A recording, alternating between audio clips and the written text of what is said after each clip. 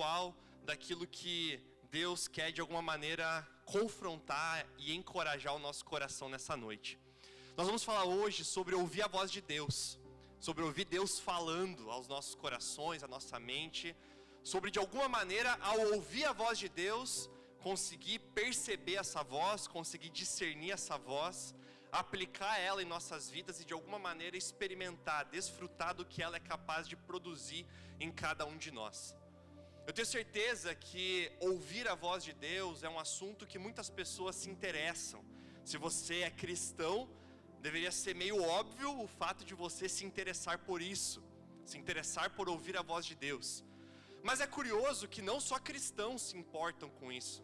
Muitas pessoas que não creem em Jesus tentam de alguma maneira também ao longo da sua vida ouvir a voz de Deus, ou tem no mínimo uma curiosidade, um desejo, um interesse em de alguma maneira ouvir Deus falar, ou ter uma experiência sobrenatural da qual possam entender que o eterno, que o sobrenatural se comunicou com ela de alguma forma.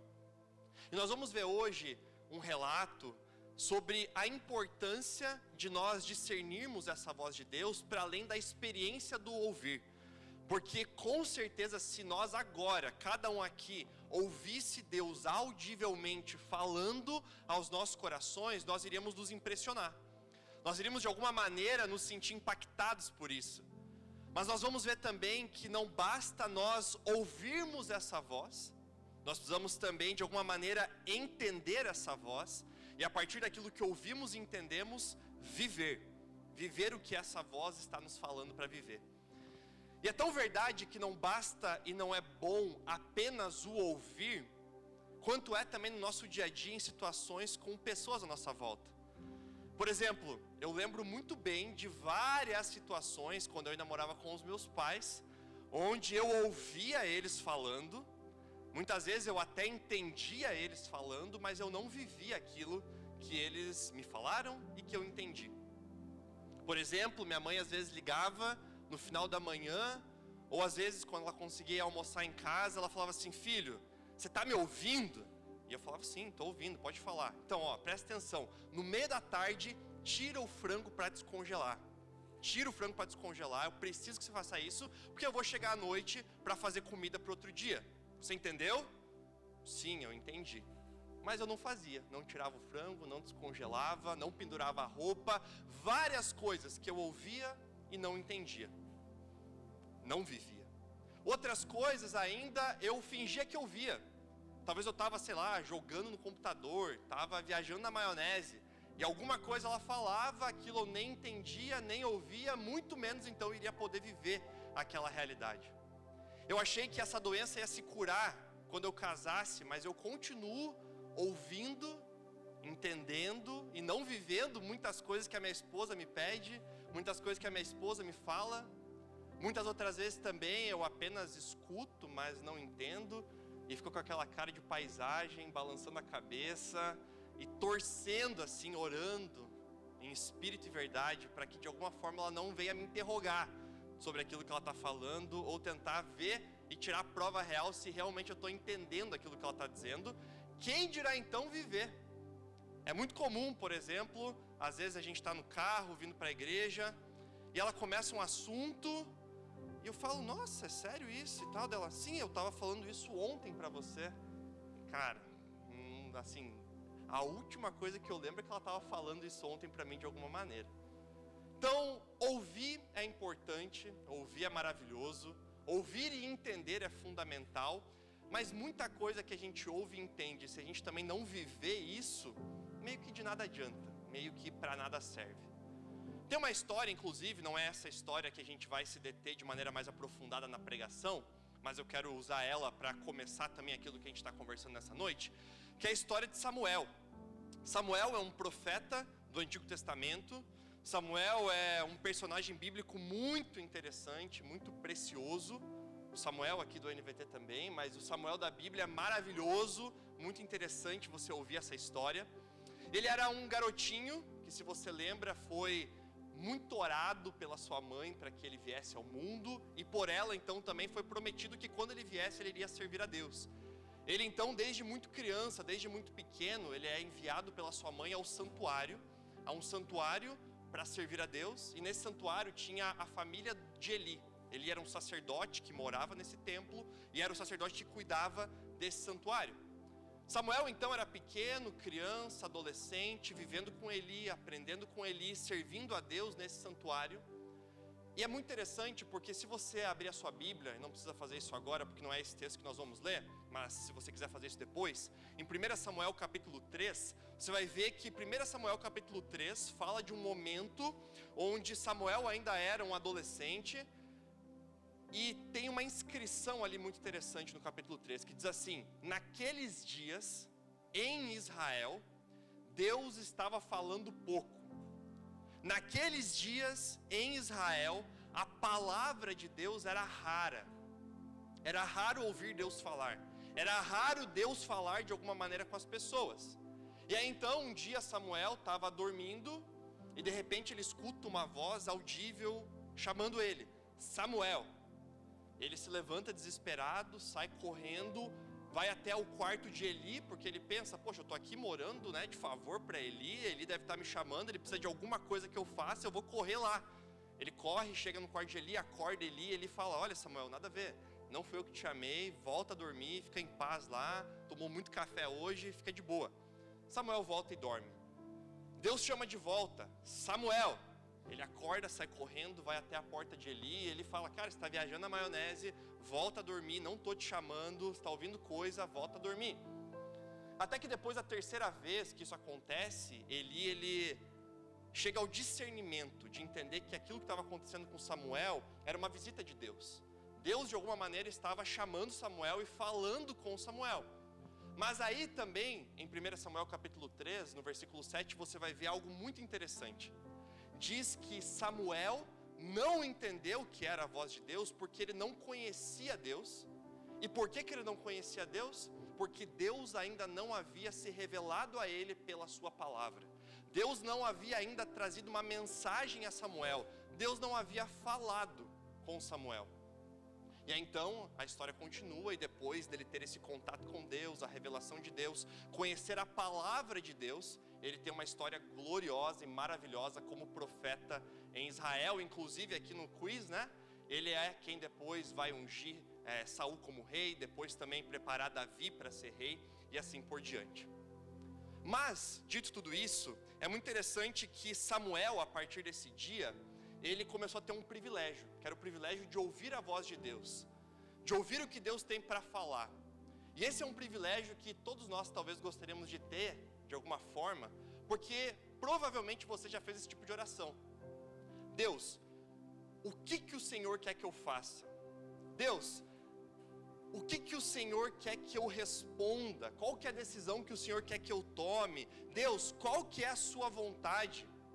Ou ainda: Deus, fala comigo de alguma forma, ou até mesmo, se for possível, fala audivelmente, traz até mim um som, fala comigo de alguma maneira, eu preciso da tua direção, eu preciso da tua voz. Muitas vezes a gente quer isso porque nós temos uma demanda muito pontual para tomar decisão. É decisão profissional, é decisão de relacionamento. Eu trabalho com isso ou não trabalho? Eu namoro com essa pessoa ou não namoro? Eu termino ou eu continuo? Eu noivo ou não? Deus, o que eu faço?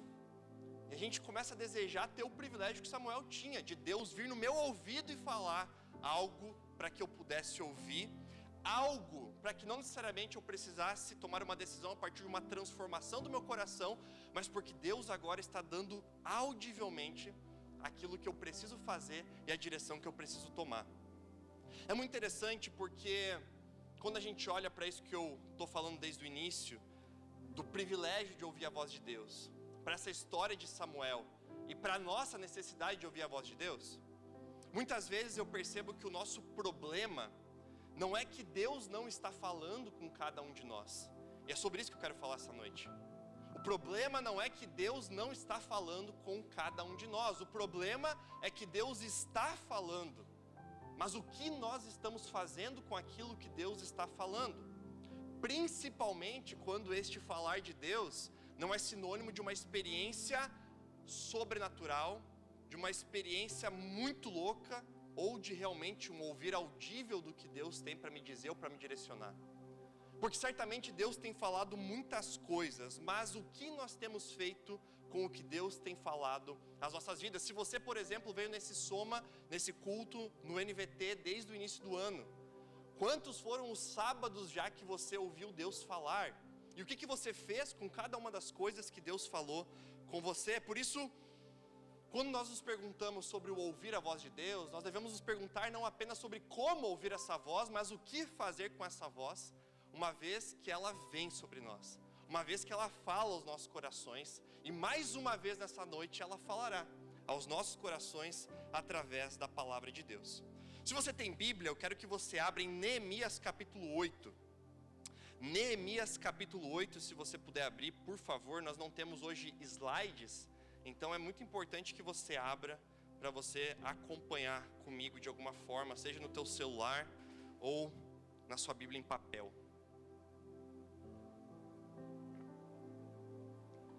Neemias no Antigo Testamento, capítulo 8. Enquanto você vai abrindo e achando, eu quero te contar o contexto disso que nós vamos ler. Neemias, ele é um livro que ele aparece na Bíblia num período histórico que nós chamamos de pós-exílio. O que é isso? Houve um tempo em que o povo de Israel foi exilado, foi invadido, foi destruído e foi levado como escravo para a Babilônia. Muito por conta da rebeldia, muito por conta da idolatria, muito por conta de desobedecer os mandamentos do Senhor e de alguma forma abandonar o Senhor. E agora então, com a maldade das nações, Deus usa isso também de instrumento de repreensão ao povo de Israel e leva o povo ao exílio babilônico. O Império Babilônico então invadiu Israel, destruiu Judá, destruiu Jerusalém, destruiu o templo, que era o lugar de adoração, que era o lugar de culto, que era o lugar da presença de Deus, destruiu todas as coisas e levou esse povo agora como escravo para a Babilônia. Muitas décadas se passam depois disso ter acontecido, e um novo império assume o poder, o Império Persa. O Império Persa, então, ele continua escravizando o povo de Israel, mas por algum motivo na história, o novo governante deste império, ele era um cara que conseguia ser mais político do que os babilônicos, e ele começa então a conceder algumas bênçãos, algumas concessões aos povos, e Israel é beneficiado. Ele começa a liberar os judeus de pouco a pouco para ir voltando e povoar novamente a região de Israel, Jerusalém e assim por diante. E aí então o povo vai voltando à sua terra num período pós-guerra, num período pós-destruição, num período onde agora, chegando novamente na terra, eles precisam reconstruir tudo. Estava tudo destruído. Antigamente as cidades tinham muros que protegiam as cidades, os muros estavam destruídos, a cidade estava destruída, o templo estava destruído, as casas, tudo estava destruído, queimado, quebrado. Eles precisavam reconstruir a vida, começar do zero no pós-guerra. E é interessante porque nós vamos perceber nesse texto que esse povo, ele se preocupou então agora em reconstruir a sua vida, mas não apenas em reconstruir a sua vida de maneira material, mas também de maneira espiritual. E eles fazem a reconstrução espiritual através da palavra de Deus, através da voz de Deus. E nós vamos ver como que isso se apresenta. Nós vamos ler o capítulo 8, mas, por exemplo, já no capítulo 6 de Neemias, já é falado que os muros foram reconstruídos e a cidade estava novamente em pé. Ou seja, para um pós-guerra de destruição, catástrofe, caos, teoricamente já estava tudo de boa, já estava tudo certo, já estava tudo resolvido, porque já tem muro de volta, já tem casa, o templo já está sendo edificado novamente, as coisas já estão voltando a funcionar. Mas é muito interessante que para esse povo, reconstruir a cidade não era suficiente, porque eles também precisavam reconstruir agora o seu relacionamento com Deus, a sua identidade de povo e principalmente de povo de Deus. É isso que a gente vai ler a partir agora de Neemias capítulo 8, versículo 1. Versículo 1 diz assim: em outubro, quando os israelitas já haviam se estabelecido em suas cidades, todo o povo se reuniu com um só propósito na praça em frente da porta das águas. Pediram ao escriba Esdras que trouxesse o livro da lei de Moisés, que o Senhor tinha dado a Israel. Então aqui, nesse primeiro versículo, ele já está falando para nós uma nova informação. Esse povo já havia voltado e agora já estava bem estabelecido. E que povo é esse? Não é o mesmo povo que foi levado escravo. Esse povo que foi invadido e levado escravo já havia morrido. Já não existia mais, já eram os filhos deles. Já eram as outras gerações deles, que agora haviam voltado para Israel para reconstruir a cidade, para reconstruir a nação. E aí então, agora já bem estabelecidos, ele diz que todo o povo se reúne na praça, dando a entender que eles vão fazer um pedido muito importante. E não é um pedido de uma intervenção política, não é um pedido para ter mais benefícios como povo, não é um pedido para que a reconstrução das casas seja ainda melhor, mas eles fazem um pedido específico. Tragam para nós, o povo de Deus, a palavra de Deus, o livro da lei, a lei de Moisés, aquilo que Deus falou para o nosso povo e que está registrado. Eles não tinham, que nem nós, Bíblia no celular, várias Bíblias em papel em casa, não. Uma única pessoa tinha isso, um único líder religioso tinha isso, e agora eles falam, por favor, traga esse livro para a gente ler junto. Nós precisamos da palavra de Deus. O texto continua no versículo 2. Assim, no dia 8 de outubro, o sacerdote Esdras trouxe o livro da lei perante a comunidade constituída de homens, mulheres e de todas as crianças com idade suficiente para entender. Ficou de frente para a praça, junto à porta das águas, desde o amanhecer até o meio-dia, e leu em voz alta para todos que podiam entender. Todo o povo ouviu com atenção a leitura do livro da lei. Mais alguns dados interessantes aqui. Todo o povo que tinha idade suficiente para entender. Ele reúne ali homens, mulheres, crianças com idade para entender, mostrando que não importa se é idoso, se é criança, se é velho, se é novo, se é homem, se é mulher, não importa a sexualidade, condição social, não importa contexto algum, o que importa é que todo mundo do povo precisava da palavra de Deus. Todo mundo do povo precisava ouvir novamente a voz de Deus. Todo mundo sem exceção. A segunda informação interessante desse trecho é que a exposição bíblica, a exposição das escrituras durou várias horas. Perceba aqui um povo que quer tanto ouvir a Deus, que está sedento, com fome, com sede, com vontade, com desejo de passar tempo ouvindo Deus. Nos nossos dias, inclusive, na nossa geração, nós temos inúmeras discussões, por exemplo, entre os pastores, não só da nossa igreja, mas quando a gente se reúne com pastores de outras igrejas também, congressos, treinamentos pastorais, sobre se ainda há espaço na vida das pessoas para que elas escutem a palavra por 20 minutos, por 15 minutos. Às vezes se discute se não deveria ser 12 minutos. E aí então a gente vê um povo que quer ouvir a Deus e por isso valoriza a voz de Deus por meio da sua palavra. E eles passam do amanhecer até o meio-dia ouvindo a pregação da palavra.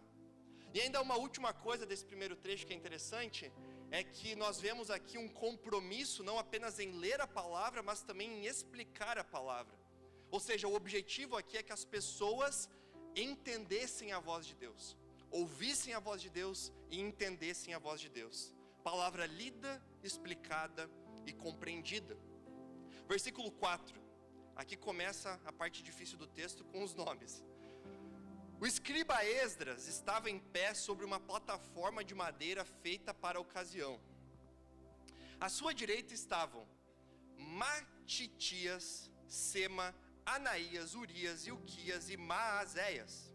À sua esquerda, Pedaías, Misael, Malquias, Hassum, Rasbadana, Zacarias e Mesulão. Esdras estava sobre a plataforma, à vista de todo o povo. Quando viram abrir o livro da lei, todos se levantaram. Esdras louvou o Senhor, o grande Deus, e todo o povo disse amém, amém, com as mãos erguidas. Depois prostraram-se com o rosto no chão e adoraram o Senhor. É muito interessante, para além de um monte de nome feio, que esse trecho mostra o quanto que esse povo agora tinha reverência, honra, respeito, admiração pela palavra de Deus. Perceba, coisas que talvez você acha que é coisa dos nossos dias, ou que a gente criou, ou que os nossos dias criaram. Esse povo está na igreja deles, na praça, ouvindo a palavra, ouvindo a pregação da palavra, e eles então ficam em pé diante da pregação da palavra. Quando o texto começa a ser lido, eles se mostram respeitosamente em pé, valorizando aquilo. Eles também respondem à pregação com amém, amém. Eles levantam as suas mãos diante do que está sendo lido, do que está sendo explicado, louvando ao Senhor. Eles se prostram no chão, com sua testa no chão, de joelhos ao chão, rendidos ao Senhor, porque a voz de Deus está sendo anunciada. Deus está falando por meio da pregação.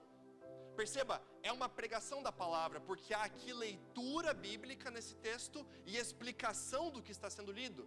Deus está falando por meio de uma pregação aqui em Neemias. E o povo não está simplesmente olhando para isso como se fosse uma mera opinião de Esdras, mas como sendo a própria palavra de Deus sendo falada, como sendo o próprio Deus instruindo esse povo agora por meio da sua palavra.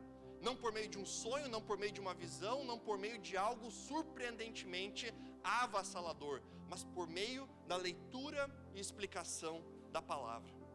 Versículo 7.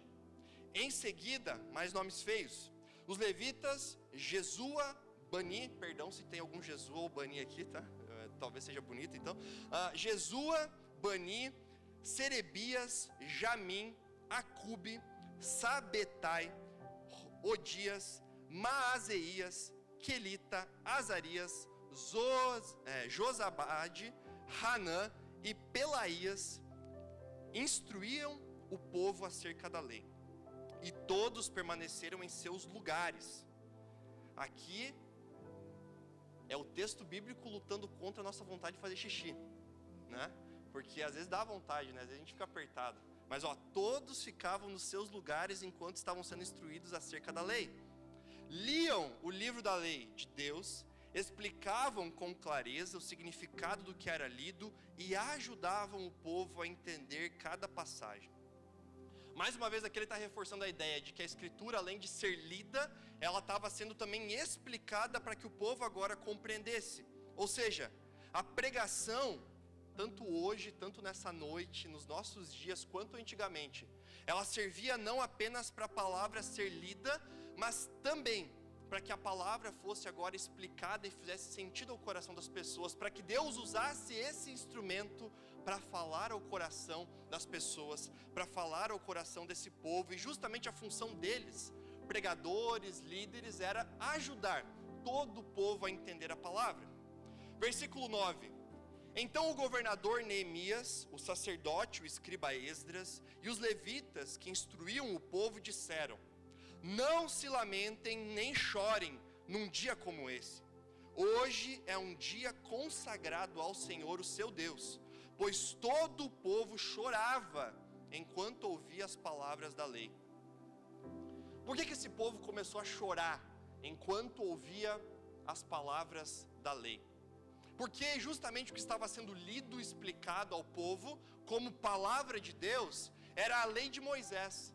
Lei essa que os seus antepassados desobedeceram e que por consequência levou toda a nação a ser exilada, a ser escravizada, a ir para a Babilônia, a ser destruída, a perder a sua glória, a perder o seu relacionamento com Deus, a ser afastada do Senhor.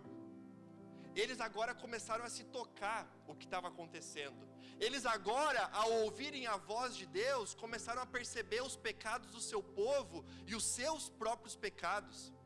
Isso levou eles ao arrependimento, isso levou eles a um quebrantamento de coração, isso levou eles a perceber a distância que existe entre o que Deus quer e o que nós conseguimos fazer, entre o que Deus pediu para o povo e o que o povo fez. Por isso eles choravam porque a convicção de pecado estava sendo gerada no coração deles. E de verdade eu te pergunto, qual foi a última vez que você chorou após uma pregação por compreender o seu pecado? Ou talvez, pelo menos, qual foi a última vez que você entendeu que era pregador, ou melhor, pecador, por meio de uma pregação? Entendeu que você era pecador e precisava da graça, do perdão, da misericórdia, da restauração de Deus por meio da palavra de Deus. Às vezes, como lá no início, a gente quer ouvir a voz de Deus para que ela nos apoie, para que ela de alguma maneira nos incentive em uma obra que vamos fazer, em uma decisão que vamos tomar, para que ela nos fortaleça como mais que vencedores. Mas a palavra de Deus gera também arrependimento, consciência de pecado. Esse trecho mostra que o próprio pregador convida o povo ao arrependimento, mas também à alegria, porque o povo está chorando, que a palavra gerou consciência neles disso. Mas Esdras aqui chega, gente, mas não precisa ficar chorando.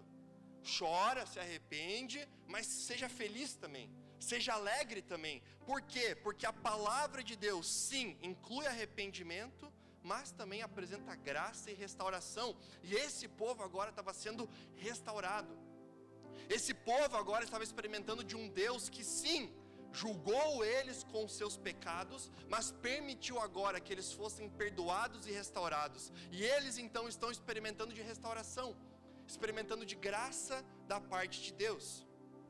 E os últimos versículos, versículo 10 até o 12, diz assim: e Neemias prosseguiu: vão e comemorem com um banquete de comida saborosa, bebidas doces, e repartam o alimento com aqueles do povo que não prepararam nada. Esse é um dia consagrado ao Senhor. Não fiquem tristes, pois a alegria do Senhor é a sua força. Os levitas também acalmaram o povo, dizendo: aquietem-se, não fiquem tristes, hoje é um dia santo.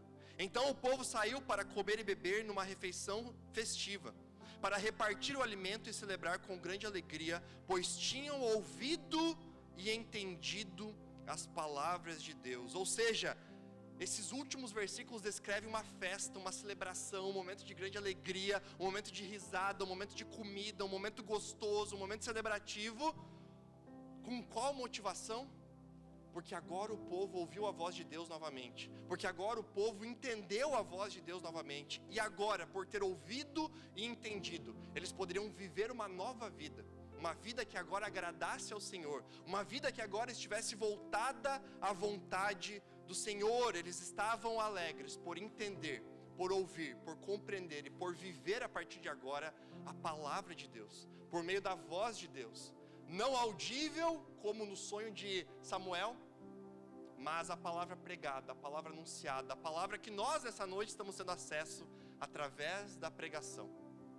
E diante disso eu quero que você saia dessa noite com 3 coisas cravadas no seu coração, com 3 ideias fundamentais marcadas na sua vida a partir desse texto. A primeira delas: um povo que deseja ouvir a Deus deve desejar a sua palavra.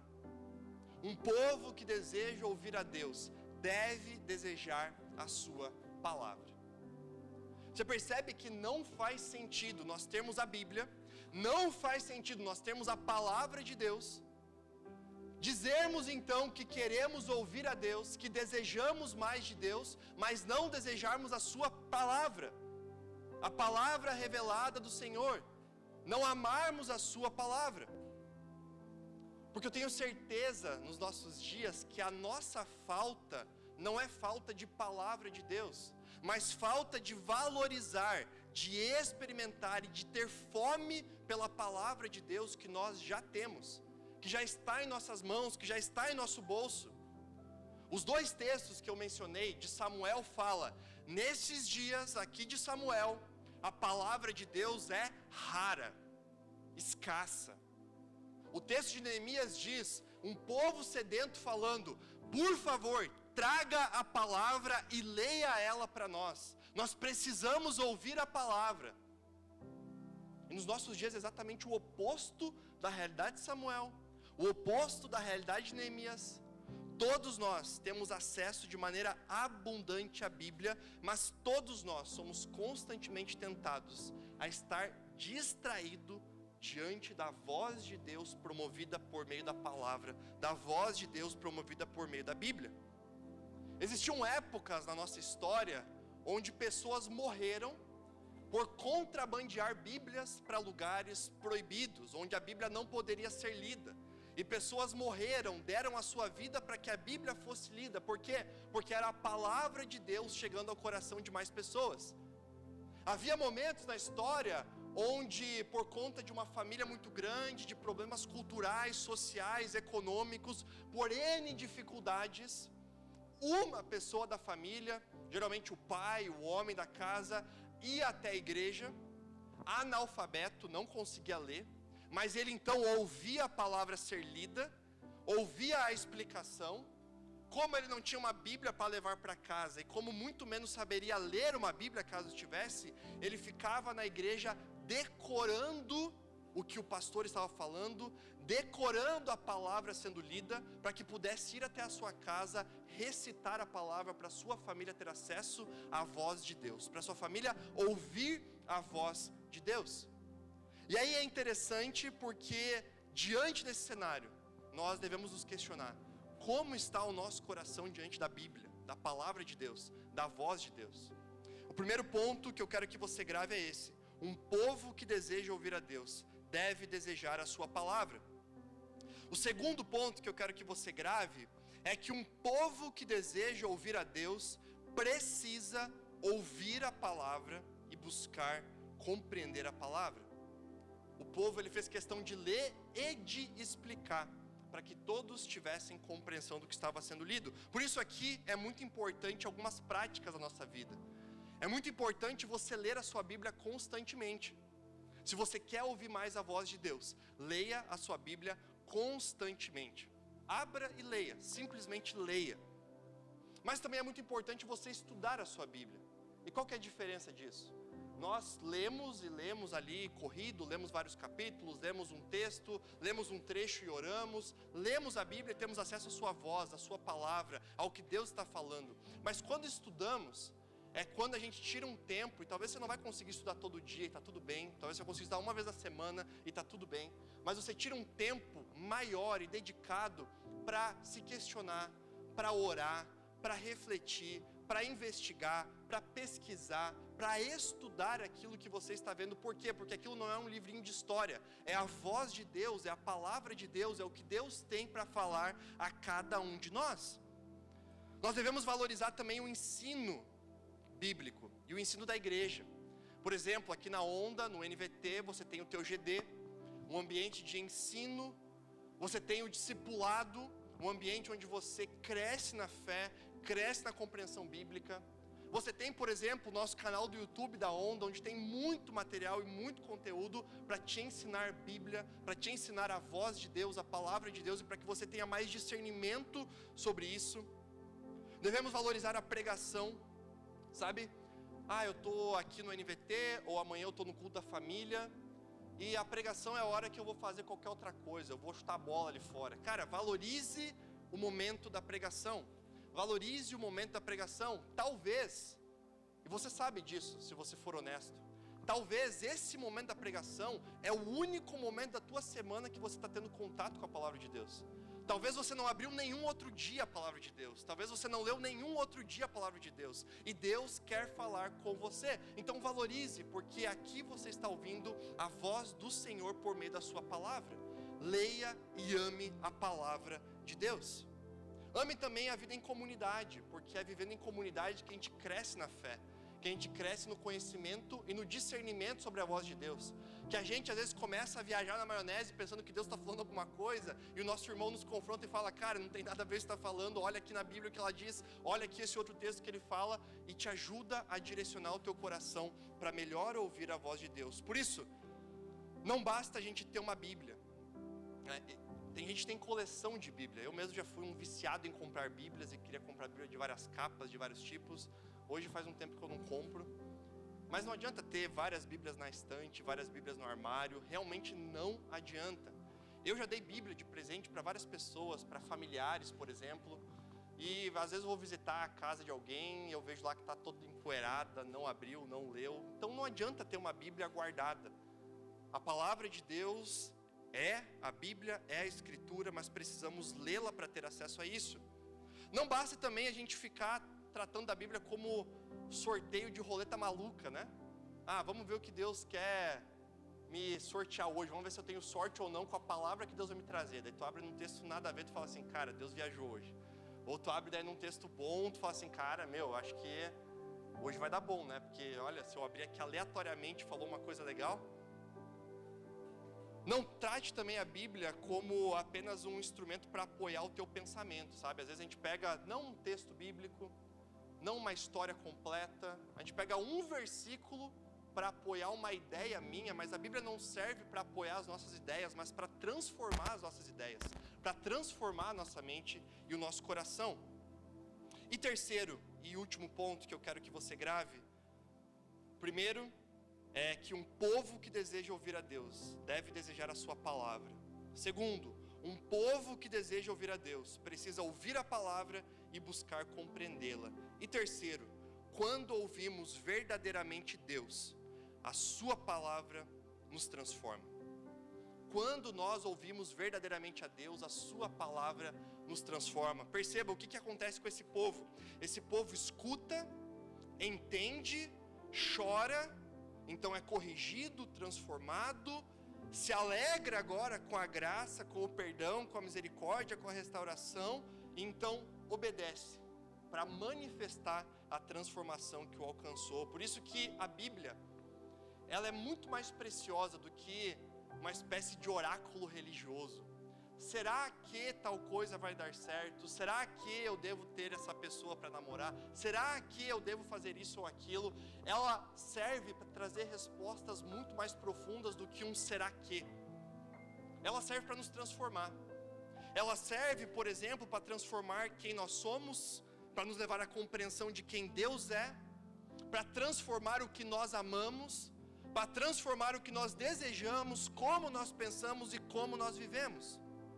Ou seja, se você quer ouvir a voz de Deus, comece abrindo aquilo que Deus já falou, comece abrindo a sua Bíblia, porque talvez nós estamos esperando constantemente que Deus fale ao nosso coração, que Deus fale ao nosso ouvido, que Deus fale à nossa mente, que Deus traga algo novo sobre nós, uma fala nova, uma revelação nova, mas nem ainda desfrutamos, aproveitamos aquilo que Ele já falou. Não valorizamos, ouvimos e obedecemos aquilo que Ele já disse. A Bíblia é o lugar onde temos acesso seguro àquilo que Deus falou. Por isso, ame a sua Bíblia e saia dessa noite comprometido a se aprofundar cada vez mais na palavra de Deus, na voz de Deus por meio da Bíblia. Em Neemias 8, nós vemos a palavra de Deus sendo desejada pelo povo, aberta, lida, explicada, compreendida, recebida e produzindo a transformação.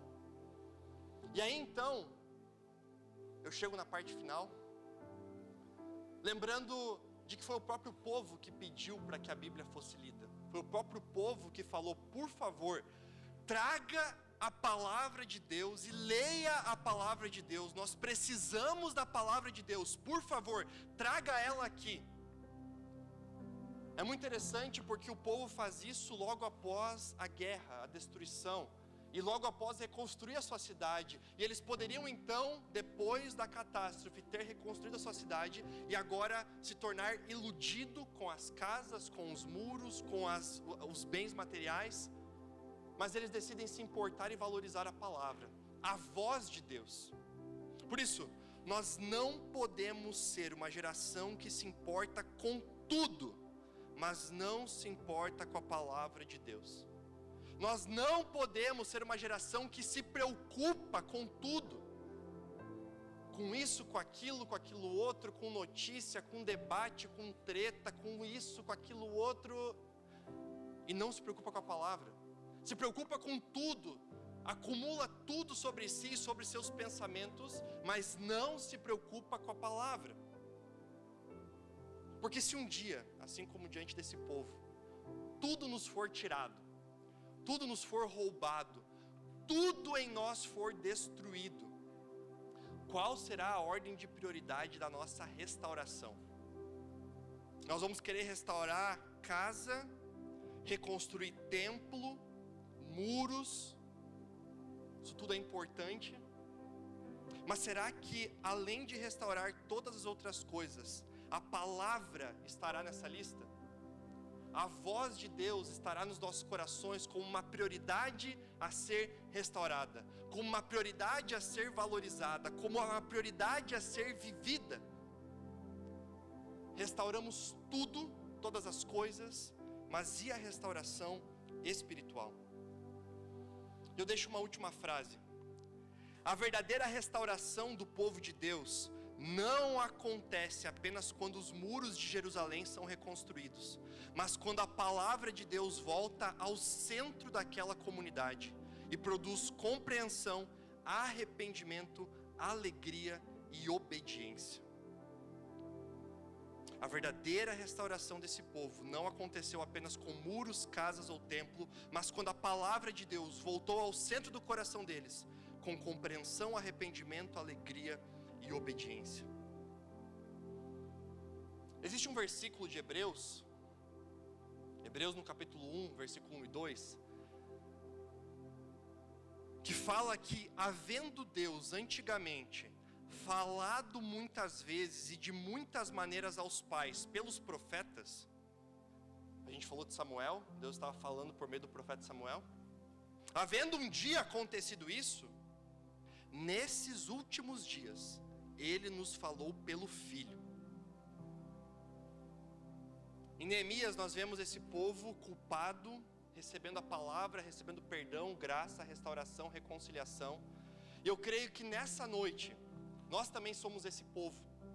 Um povo que por vezes, por essa palavra, está sendo encorajado a amar ainda mais a palavra, a buscar ainda mais a palavra, a se aprofundar ainda mais em quem Deus é e em como Ele transforma as nossas vidas e histórias. Mas há também um povo aqui nessa noite que, além de se alegrar e se encorajar com a palavra, deve também olhar para essa palavra com arrependimento. Deve também olhar para essa palavra como alguém que deseja sim ouvir a voz de Deus, mas que por algum motivo ainda não ouviu, que por algum motivo ainda não tem consciência e convicção de que essa voz entrou no seu coração. E como Hebreus diz, anteriormente Deus falou pelos profetas, mas agora, nos últimos dias, nos nossos dias, por meio do seu Filho, Jesus. Filho esse que veio a esse mundo, por amor a cada um de nós, que vindo a esse mundo, nos amou de tal maneira ao ponto de morrer em uma cruz para perdão dos nossos pecados. Perdão dos nossos pecados, não para que nós agora continuássemos mais cegos, não para que nós agora mais continuássemos afastados de Deus, distantes de Deus, ou tateando no escuro, tentando descobrir a voz de Deus, mas que por meio da sua morte e ressurreição, Ele agora nos conecta com o Pai. Ele agora acusa o nosso pecado, e nós diante de Deus, assim como o povo em Neemias, pecamos. Nós diante da palavra de Deus podemos ler ela de ponta a ponta, e nós não vamos ser capazes de cumpri-la, de obedecê-la perfeitamente. Isso é impossível. Isso só faz uma coisa: aponta um dedo para nós e acusa o nosso pecado e fala: olha, você não é suficiente, eu não sou suficiente, Cristo é suficiente, e nós precisamos dessa suficiência, nós precisamos desse Cristo, nós precisamos dessa salvação e dessa transformação.